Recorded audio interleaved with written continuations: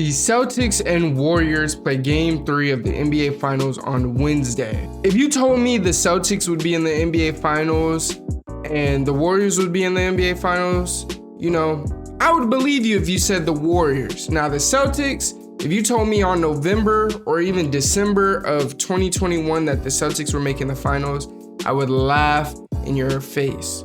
We all know the Celtics did have a very, very rocky start to the season. After the All-Star break, they did seem to make leaps into the right direction, In the beginning of the season, they had some bad losses to the Knicks, losing 134-138, which was their first loss of the season. Follow that up against the Raptors and get blown out 115-83. Now, as many of you guys know, the Celtics did start the season out just 2-5, and the teams they were playing weren't very good teams. Only two of those teams were really playoff teams. One of them was a real, I wouldn't even say contender. At the time, we thought they were a contender, but watching the playoffs, seeing how it unfolded, the Bulls ended up not really being a contender. 2 wins only came against Houston and Charlotte, where those losses came against the Knicks, the Raptors, 2 to the Wizards, and 1 to the Bulls. And again, the Raptors were a playoff team. The Bulls, they were, considered a contender for a big part of the season because of the fact that they were playing very, very well to start the year out. They were in a position to improve off their 41-41 record in the 2020-2021 season. Brad Stevens, instead of being the coach, he took the reins as GM, and his longtime assistant coach Ime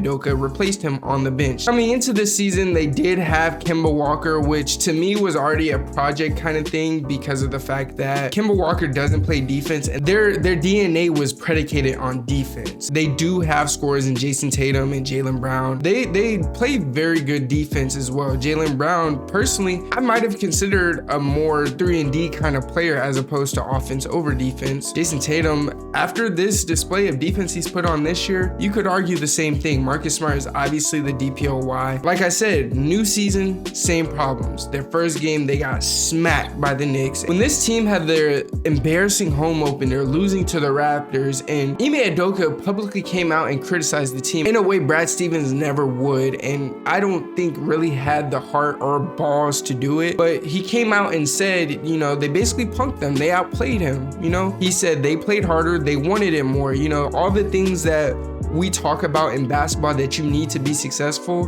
that team is doing it and my team isn't. This team got on a track where they wanted to be better. Now, it wasn't gonna flip and turn a page overnight, but all you need is that want, and that want is sometimes enough to take you over the edge to become better. The trend of calling people out publicly did not stop at Ime Udoka. On November 1st, the Celtics, if you guys remember, because I remember this night vividly, they were beating the Bulls by 19 late in the third, inevitably ended up losing the game by 14. After this game, and this is why a lot of people remember this game, Marcus Smart called out Jason Tatum and Jaylen Brown after the game, saying, make those guys try to pass the ball. They don't want to pass the ball, and that's something that they're going to learn. They're still learning. Marcus Smart continued the trend that Ime Udoka started, where he called out JT and Jaylen Brown because, again, they are the stars of the team, and he said, I think everybody's scouting report is to make those guys give the ball up.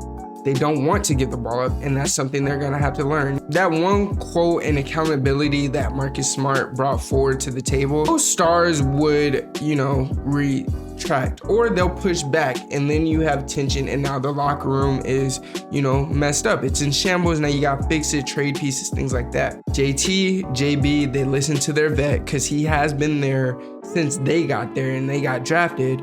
And if you've watched the playoffs, you would see their playmaking level has hit a level that we have never seen before. What followed Marcus Smart's public call out, if you want to call it that, was a player-only meeting. They said it wasn't really productive or beneficial, but they're saying that there's issues that this team and this group have been going on for a while. A basketball fan on the outside looking in, I feel like this has always been the case. Like even in the Kyrie days, Jason Tatum and Jaylen Brown saw very, very early success. So to them, it is, this is my team. This has been my team since I came to the league, and is going to stay that way. The Marcus Smarts of the world are the type of veterans and role players that you need in a locker room to take you over that hump to make it to the finals like they did this year. And him being the fearless leader that he is, calling that players only meeting, as well as, calling Jason Tatum out and Jaylen Brown out publicly, it seemed to help this team for the future. Continuing on into the season in November, December, the Celtics had a rough string of losses. They were losing to a lot of teams that were good, and the teams that they beat were really bad teams that they were supposed to beat. They were beating the Raptors, they were beating the Trailblazers when Dame was hurt. They were losing to teams like the Suns, the Clippers, the Spurs, teams that are actual playoff teams. They were losing to the Cavs. We know how the Cavs got off to a super hot start to start this year. They were losing to the Hawks. Like there's a plethora of losses on the resume that were losses where you look back and it's like, how? What was going on? It was a lot of selfish basketball, but as a basketball fan watching, it may not have been selfish basketball going on, but as a basketball fan watching, I can't help but to think that's what was going on because of the fact that when you're watching the games, you see things like Jaylen Brown, he wants to go get a bucket, but Jason Tatum's at the moment where he's trying to get his rhythm. Or Jason Tatum wanted to go get a bucket, Jaylen Brown's trying to get his rhythm, and they would clash with each other in that. If you watch the playoffs and how they play now compared to how they played in the beginning of the season, it is polar opposites. You would almost think that this team it's a different team year to year. Now, here's the question. What do we do to help these guys become the best kind of guy they can be? To me, it started with trading Kemba. Couldn't guard Superman in a phone booth even if he wanted to. They traded Kemba Walker and their 2021 pick for Al Horford and Moses Brown and turned Brown into Josh Richardson and signed Dennis Schroeder at a, basically a prove-it deal. They also reacquired Enes Kanter. You guys know who that guy is. Does he even still play for the team? They said he got blackballed out of the league. I think he said that. Let me not say they, he said that. It did start there. They needed to move some pieces around and they brought a veteran back in that, this team played very well with. And ever since Al Horford left, this team didn't really play as well as they did when he was there, when these guys made it to the Eastern Conference Finals in 2018 when they played LeBron and the Cavs. All that to say is this Celtics team was basically stuck in neutral. They weren't really going forward. They weren't really going backward. When they did go backward, they took the steps forward back to where they were originally, but they never really took a leap forward. They never continued to keep going. Jaylen and Jason Brown were doing great, doing wonders with each other and alone, but they weren't making their older role players on the team good. They weren't making anyone better, and that's what the best players in the league do day in and day out. At this point, almost every team was losing a player to the Omicron virus. We're in December, late December by this point, and the Celtics at this point were losing games in such an increasingly frustrating way where it's like, how are you guys losing these games? First, they blew a 19-point lead to Milwaukee. Then against Minnesota, a team that was missing all 5 of their starters, all 5. They allowed Jalen Noel to drop 21 and Nathan Knight to drop 25 points. Former Celtics legend Greg Monroe, who was playing in his first of 7 games for 4 different teams. They were missing Tatum and Smart, but this was a still low point in the season because this team was, primed to make a pretty good deep playoff run that people were expecting with the new coaching change and things of that nature, the culture would flip. After the Minnesota loss, the trend continued. Al Horford is now on the team, and Al Horford now, he publicly criticizes the team and says he made a statement about how the team needs to look in the mirror. Now at this point, the Celtics were a disjointed team, and it showed after a piss poor loss against the Clippers. They shot 35%. They allowed Eric Bledsoe to torch them in the 4th quarter, and at this point they fell to 16-19, which they bounced back by beating the Suns. They ended up being 17-19 going into the 2022 year. Coming into the new year, they did see Orlando Magic, which they won, but they only won by 5, so it wasn't really something to scoff at. Then they lose 2 to the Spurs and the Knicks. Both games by a margin of 5 combined. They lost to the Spurs by 2, 97-98. I remember at this point, Ime Udoka, he came out and said that, this team lacked mental toughness. At this point, the Celtics had the 22nd ranked offense, and they were caught in a blowing 4th quarter leads kind of time loop kind of thing where they were doing it seemed like every other game. Now at this point for the Celtics, the 3-game winning streak finally brought them back to 500. Still, nobody was really excited or optimistic because even though Tatum, Brown, Smart, and Horford lineup, they had a plus 17 net rating and was healthy for 12 games, it would take a little bit. But nobody would have anticipated that this lineup was really about to unleash hell on everybody in the league. Now, to me, that's enough of the sadness about the Celtics in the beginning of the year. Let's fast forward a little bit to the turnaround point. Trade deadline comes up. How does Brad Stevens fare as a GM in his first trade deadline? I give him an A+. The trades that he made at the trade deadline for this team spark a turnaround. and they allowed this team to move forward. Like his first summer, he was very, very active. He moved Dennis Schroeder and Enes Freedom for Daniel Tice. Then he traded Josh Richardson, Romeo Langford, and their 2022 first rounder and a 2028 pick swap to the Spurs for Derek Wright. Some people call this trade stupid, a disaster. These are guys that you needed to bring in to help fit and play well with the guys you already have. Let's go down the list. Dennis Schroeder, ball in hands. He can facilitate, but that's not what he's looking to do first. So already, he's basically what Kemba Walker was. He plays a little bit better defense, but it's still not helping to the point that you needed. Scratch him off the list. Let's bring in Marcus Smart to start. Boom, we're good.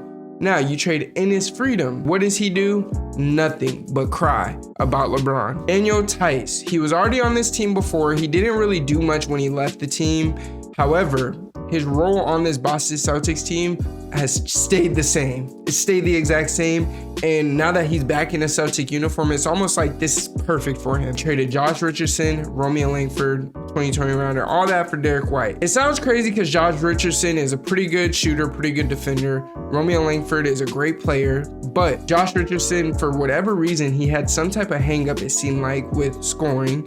He wasn't playing that well defensively. And then with Romeo Langford, he was not making any progress. It was almost like he wasn't getting better. I don't know how else to put it. That's how it felt. That's what it looked like. And Derek White is a guy that he will give you solid minutes. He'll play his heart out. He'll play defense, quiet, work every day. He's a Spur. Come on now. We already know what Spurs produce. At this point, we get to March. You know, the team was 11-2 since Marcus Smart returned to injury on January 23rd. Ime Udoka did what Brad Stevens could never do. He could convince Marcus Smart to stop shooting the ball. Marcus Smart had an issue. I don't know what it is. This man would always shoot contested jumpers, and he could not hit them to save his life. Tatum has struggled to shoot throughout the year, but over these 13 games, he shot 50% from the field, 38% from three, and he appeared on JJ Redick's podcast, The Old Man in the Three. I don't need to shout them out. They got way too many followers. You need to shout me out, JJ. I'm not even gonna lie. This leads up to the March 3rd game against the Memphis Grizzlies. Now with the Grizzlies, this was a pretty big matchup because of the fact that these two teams were tied for second in the league record-wise. Of course, one's in the East, one's in the West, so I am speaking overall. At 43-21, the Grizzlies, they were nice this year, bro. No one could ever tell me they expected the Grizzlies to play as well as they did.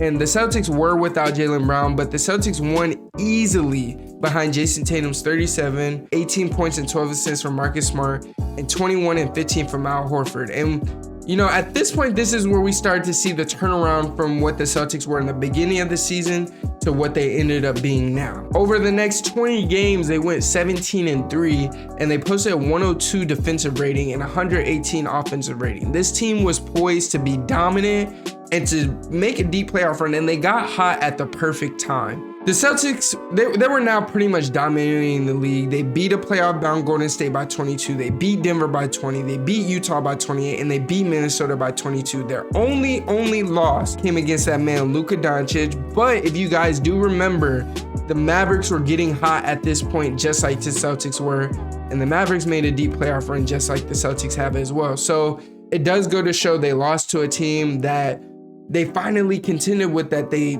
probably maybe or maybe not should have lost to, as opposed to one of those teams that they're not a playoff team. The Celtics were now the top defensive team in the league with a 105 rating and the 10th best offensive team with a 112 rating. In March, Tatum averaged 32.8 points, 6 rebounds on 5 assists on 44% shooting from 3 and 53% shooting overall, which is crazy. If Jason Tatum was playing like that all year, he might have won MVP. I'm not going to hold you. Now, after 2 amazing months of basketball, the Celtics finally did hit a wall again. Now, at this point, Robert Williams did tear his meniscus. I feel like that didn't really matter so much because this team finally hit their stride. They knew their identity and they knew what they wanted to accomplish. This team somehow, some way brought it together. We saw it in the first round. They swept the Nets. You saw Jason Tatum. He basically took the matchup with KD personally, and you know, he did some good things in this series. You know, game 2, the Celtics did have a 17-point comeback. Kyrie and KD, they were shooting 1 for 17 in the second second half. So the Celtics did come back. They hit adversity. The Celtics finally got to the point when adversity hits, their mental fortitude outlasts the bad stuff. Then you see them in the second round. They play Giannis in the Bucks. Al Horford does a tremendous job guarding Giannis. He did what he could. Giannis is still the best player in the league. Do not get me wrong. Al Horford played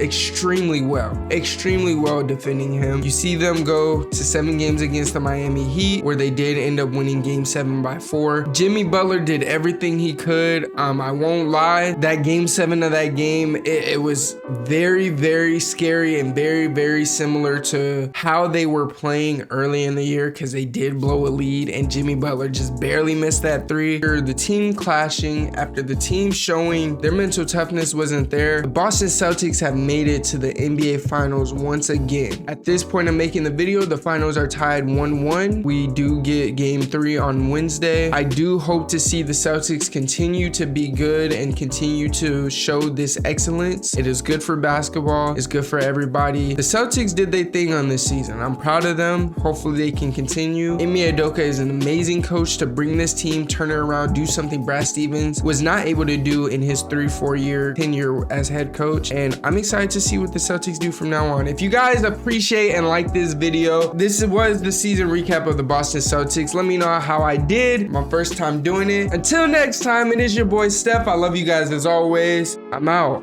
Peace.